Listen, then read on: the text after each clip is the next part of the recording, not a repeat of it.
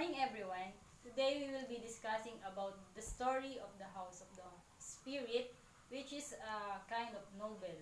But before that, we will first discuss about the parts of a novel or a story. What is a story and what is a novel? Story. A short story is a short work of fiction. Fiction, as you know, is prose writing about imagined events and characters.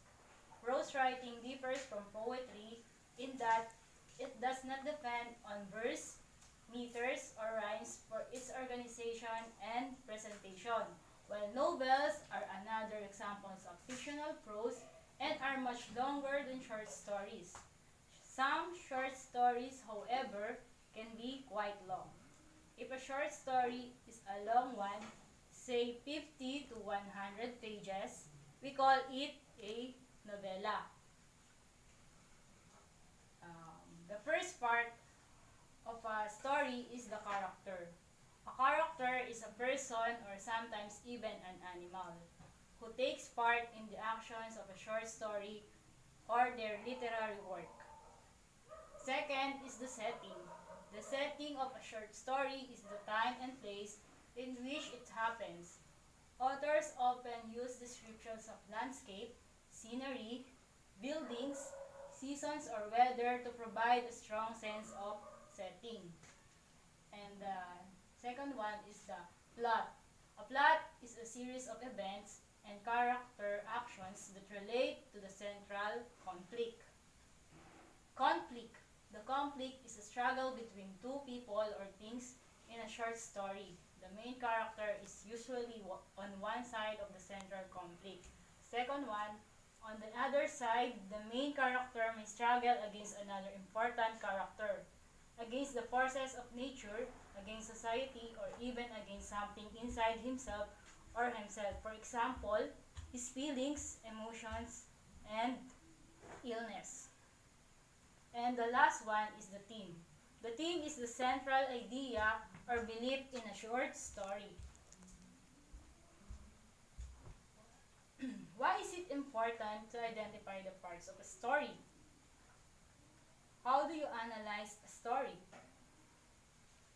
So step 1, determine the character and its role and the place where the events takes place. Step 2, determine the plot or conflict of the story. Step 3, determine the theme of the story.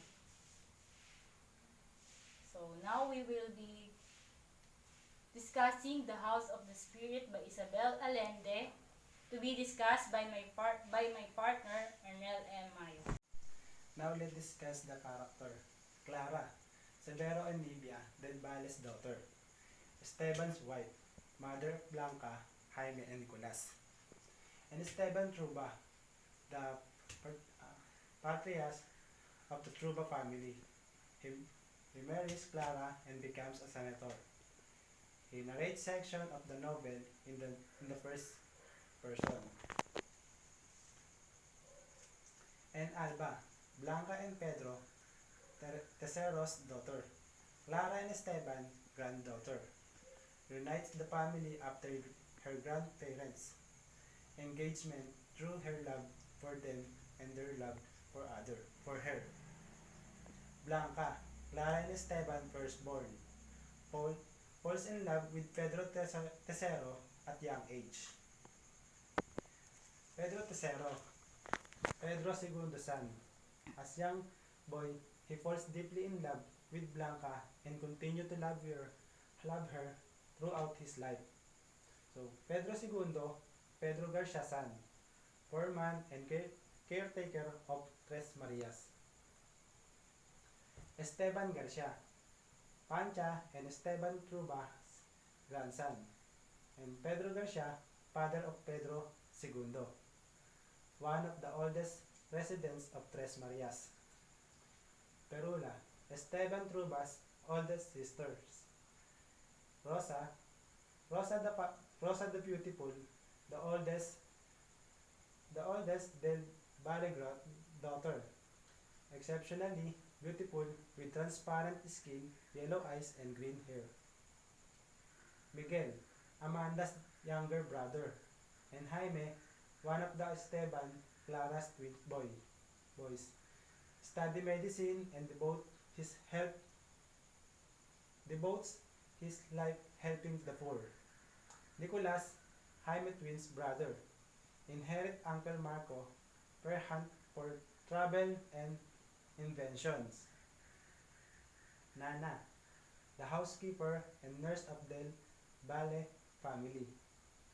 Pancha, a peasant girl as Tres Marias, raped by Esteban Truba, taken in his house as housekeeper and then thrown when she became pregnant.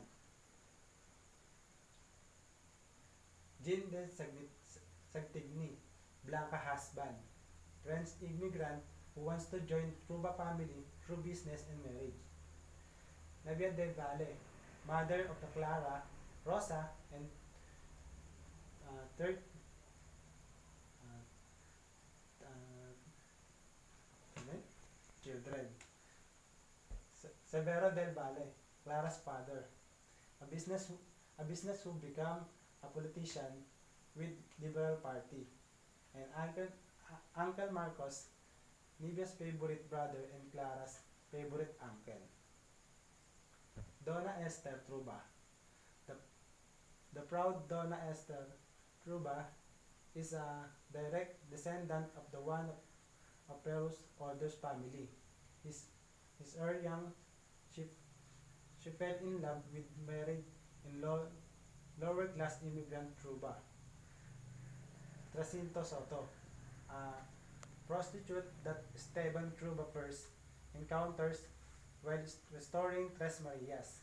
Amanda, a lower class woman, active in university counterculture.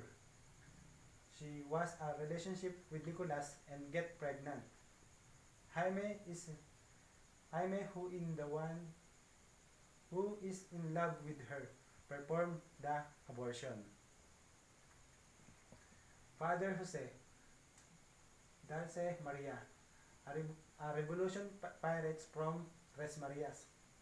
The candidates, runs for president for Socialist Party. Humanian, uh, Ros, Rostipov, and an internet diagnosed Clara mutism. Professor Professor Sebastian Gomez, professor of university that Alba and Miguel attend.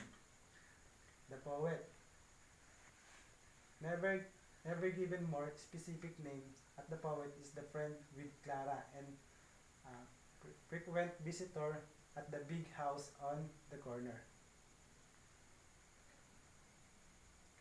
Ana Diaz is a student revolutionary who first met Alba during the occupation of the university. Later, Ana helps Alba to survive in the military dictator's detention center. The king of the pressure cooker. One of the Blanca many tutors, Esteban does not like him because he appears to be Jewish. Barbaras, the Del Valles dog. The House of the Spirits takes place in Chile and tells the story of four generations of characters, beginning with the intersection of the Del Valle family and the Truba family before the start of World War I. As a young man, Esteban Truba becomes engaged to the beautiful Rosa del Valle, who looks strikingly like a mermaid. Later, Esteban becomes a wealthy landowner or patron. He eventually marries Rosa's sister, Clara, the youngest of the wealthy and politically active Del Valles, who communicate with spirits and can see the future. Esteban becomes a senator, but his way of life is threatened by political war between the right-wing conservatives he supports and the Marxist underclasses, and then by a violent government takeover by militaries. Meanwhile, the Truba children follow very different paths in their choice of lovers and career.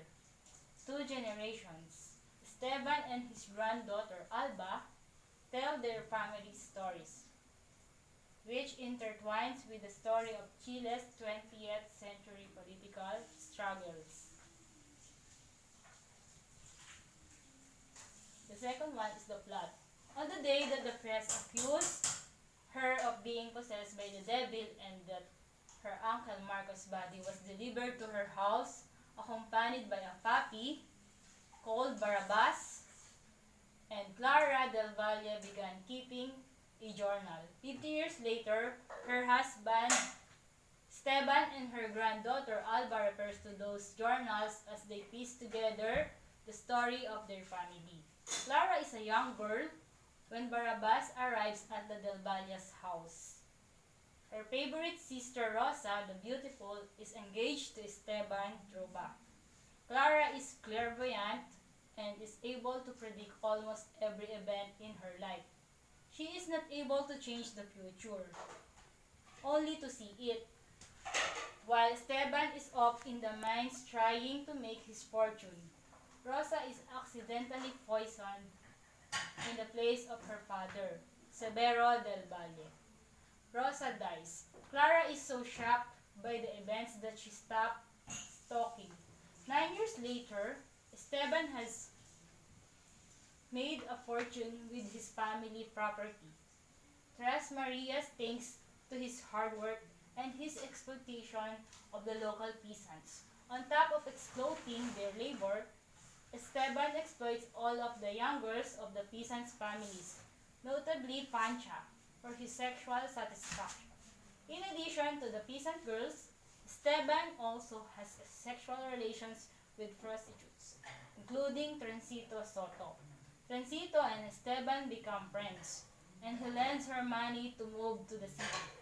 Esteban's mother is about to die, and he returns to the city, where he pays a visit to the Del Valle's home. Esteban and Clara become engaged and married. They move into the big house on the corner that Esteban built for them. Esteban's sister Perula moves in with them. About a year after they are married, Clara and Esteban's first child, Blanca, is born. When the family travels to Tres Marias for the summer, a few years later, Blanca meets Pedro Tercero, and they fall in love. Pedro Tercero is the son of Pedro Segundo, the peasant foreman of Tres Marias. Toward the end of the summer, Clara becomes pregnant again with twins who she announces will be named James and Nicholas. Days before the twins are due, Clara's parents are killed in a car accident. Rescuers are unable to find Nivea's head. No one wants to tell Clara that Nivea is buried headless because they do not want to upset her just before the birth. Clara, however, realizes that her mother's head has not been found and make Perula go with her to find it. As soon as she recovers her mother's head, Clara goes into labor. Over the years, Perula and Clara have developed a deep friendship. Perula's feeling for Clara border on passionate love, and she and Esteban develop a rivalry over Clara's affections. One morning, Esteban comes home unexpectedly and finds Perula in Clara's bed. Esteban kicks Perula out of the house. As she leaves, Perula curses Esteban to eternal loneliness. Blanca and Pedro Tercero loves grows as they mature, and they soon realize that Esteban would disapprove if he knew. In addition to their being in different classes, Pedro Tercero is a revolutionary, while Esteban is a conservative. Blanca and Pedro Tercero continue their romance in secret. Several years later, they are exposed to Esteban by Jean de Cecchini, who is trying to ingratiate himself with Esteban so he can become either his business partner or his son-in-law. Esteban makes Blanca leave Tres Marias and tries to kill Pedro III. In his anger, Esteban hits Clara. She never talks to him again. For several years, although they lived in the same house, they almost never see each other. Jaime and Nicolas finish boarding school and return home. Jaime studies medicine and Nicolas dabbles in spirituality and inventing. Esteban becomes very involved in the Conservative Party, runs for Senate, and is elected. Esteban and Clara eventually return to a civil, if silent, relationship. A few years later, Blanca gets pregnant. Esteban tells her that he has killed Pedro III and forces her to marry Jean de Septini. About 6 months after they are married, Blanca discovers Jean de Septini's unusual sexual practices and leaves him. She gives birth to their daughter, Alba, as soon as she arrives home at the big house on the corner. Miguel, the younger brother of a friend and a lover of Nicolas and Jaime, watches Alba's birth from a closet. According to Clara, Alba is born lucky. She is raised by her entire family, inspiring great love in all. She is the only member of the family to develop a close and loving relationship with Esteban. Although she thinks that Jean de Septini is her father and that he is dead, Alba meets Pedro III and establishes a friendship with him. To great sadness of everyone but herself, Clara dies. When she is 18, Alba enters the university where she meets Miguel and they fall in love. Miguel is a revolutionary. They participate in some of growing number of anti-conservative protests that are springing up around the country. To everyone's surprise, the socialists win the elections. Pedro III joins the government. The peasants take over Tres Marias. Esteban tries to stop them and is taken hostage. At Blanca's request, Pedro III intervenes and saves Esteban. Esteban and the conservatives do all they can do to discredit the socialists, including preparing to a military coup. A few months later, there is a military coup. Jaime, who is friends with the socialist president, is killed. Miguel joins the guerrillas, and Pedro III goes into hiding in the big house on the corner. Esteban is at first pleased with the coup, but soon realizes that it results not in the conservatives' return to power, but in the establishment of a military dictatorship. He is powerless to do much other than to help Blanca and Pedro III escape to Canada. The colonel at the head of the dictatorship abducts Alba. He turns out to be Esteban Garcia, Pancha and Esteban Struba's grandson. Before she died, Pancha told Esteban the story of his ancestry. Esteban slowly made his way up the ranks of the military. In the process, acquainted himself with Esteban Struba and his family, especially Alba. Under the guise of finding out where Miguel is, Esteban Garcia exacts revenge on Alba for his grandmother's mistreatment. Desperate to find Alba, Esteban turns to Transito Soto, who runs the Christopher Columbus, a brothel-turned hotel. Thanks to the connection she has established through her sex work, Transito is able to repay the favor Esteban did for her years before, and she assures that Alba is returned home. Alba and Esteban have just begun to write the story of their family when Esteban dies.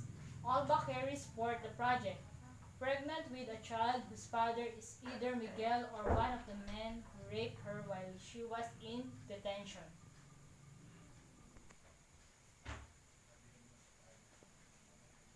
Conflict. Socialist Party comes to power. Conservatives conspire against them. By the 12th chapter of the novel, the socialist movement has gathered enough momentum to challenge the conservatives of the country. Socialist candidate wins the presidential election and the social reforms. His party enacts promise to benefit the poor underclass. However, conservative party enlists the help of foreign intelligence agencies and their own military in order to destabilize the new government. Once again, we have characters on both sides of the conflict. Alba, Miguel, Jaime, and Pedro Tercero, for example, are related by the socialist victory, while Esteban hatches plot against the president with fellow conservatives. Theme: the House of the Spirits theme of the family. The House of the Spirit is a family saga, so it's pretty much impossible to avoid talking about the theme of family in this novel. The text examines relationships between mothers and daughters, fathers and children, brothers and sisters, you name it. And it also looks at how families function as a whole unit. Not always smoothly, it turns out, but there's something that keeps them all together. That mysterious glue might be a legal bond, like marriage, biological inheritance, physical intimacy, cohabitation, or just plain old love. Often, it's some combination of those things. Our point is that it's not always easy to tell what makes two people family, but the bond sure isn't easy to ignore. Meaning to say that as a family, we need to be, the bond is the most important thing which the family has. And the second one, the House of the Spirits theme of a memory and the past. We get two whole sentences into the House of the Spirits before we're hit with the theme of reclaiming the past. And in a sort of beautiful symmetry that we literature nerd get super excited about the second to last sentence hits us with it again. The idea of using the past to better understand the present and to prepare for a future is a theme of this novel. And it's bound up in the idea of storytelling and writing, since those are methods that the characters use to preserve memory. Check out the section on literature and writing to see how the two themes connect. So, in the theme, the House of the Spirits theme of memory and the past, it is concerned with the idea of using the past to better understand the present and to be prepared for a future, And the next, the House of the Spirits theme of literature and writing. The theme of writing is interwoven with pretty much all of the themes of the House of the Spirits. Writing helps the characters reclaim the past and overcome errors of their own. It's also primarily done by the female characters of the novel as a way of recording family history and connecting to the spirits, the supernaturals. Most concretely, the novel itself is imagined as the product of Alba's time in prison, a victim of state violence. And if you can figure out a way to relate writing to the theme of society class, too well will give you a clue.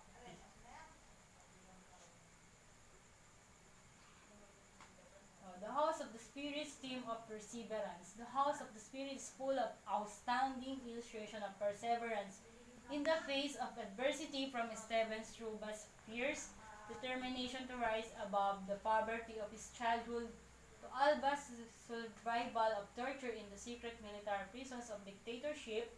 Several characters in this novel overcome physical mutilation of political oppression and the limitation of societal expectations in order to achieve their goals and to somehow attain measures of happiness.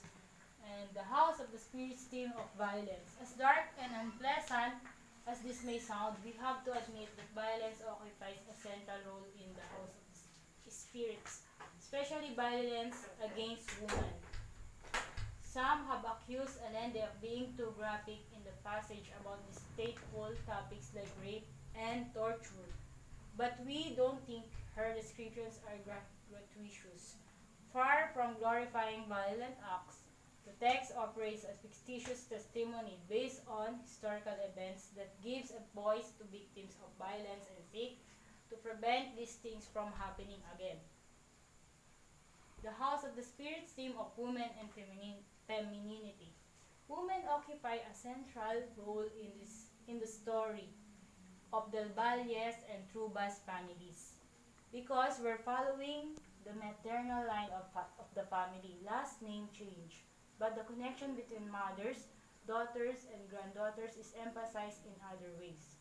For example, as we've discussed, the first names of the main female characters in the novel all refers to something like luminous or white in color. This novel has a lot to do with women's concerns, struggles, accomplishment, and the crime committed against them. Maybe that's why so many critics heralded the House of Spirits as long-awaited feminine contribution to the Latin American literary boom of the late 20th century. And the House of the Spirits theme of society and class. You could say that the House of the Spirits is a story of a class struggle.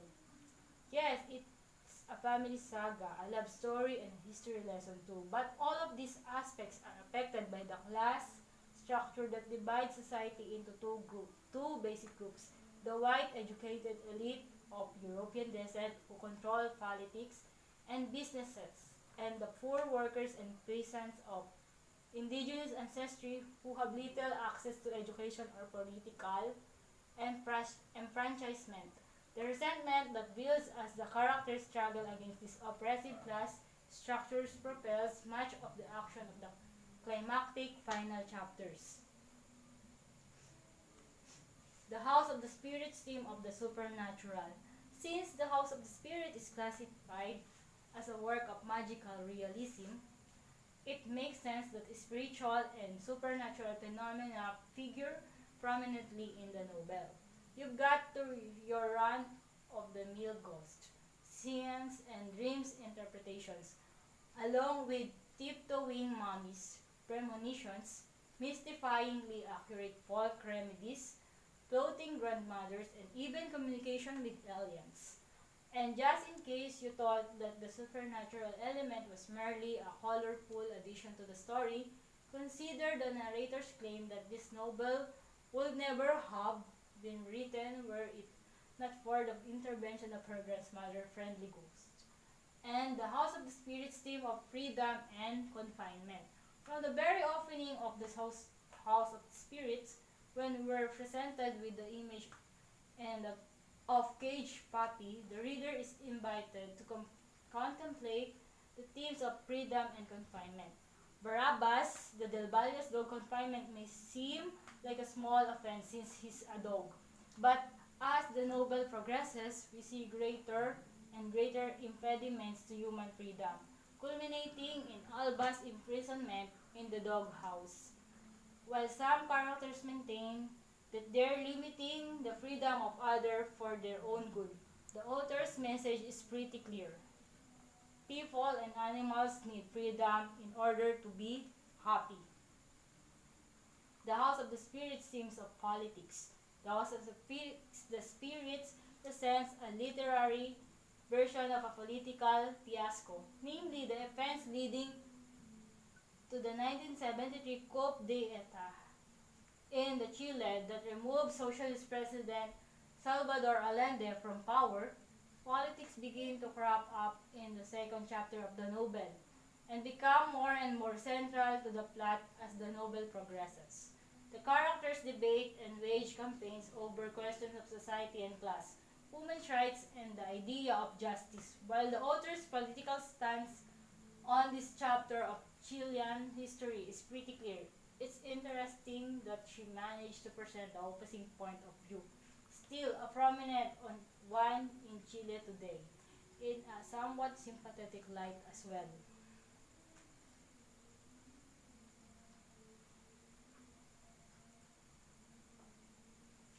Today, as a group work, we will be identify the part of a short story. We will be giving you a short story and you will identify the parts of the story. The character, the plot, the setting, the conflict, and the theme. Okay, after you watch the video, we'll present the oral presentation and the quiz. So please answer the question number 1. Reyes? The author of the House of the Spirit. Who is the author of the House of the Spirit? Isabel Allende. Okay, correct. So, who is the number 2? What's the answer? Mariposa Mabala? The only character who survived the course of entire novel, Siyempre, Esteban Trueba. Yeah, correct. Number 3. Who wants to recommend again? Number 3. The daughter of several and Lydia Valvar married to Esteban. My answer is number 3 is What? Who? the daughter of, again, I will read the question. The daughter of several and Bea Derval and married to Esteban.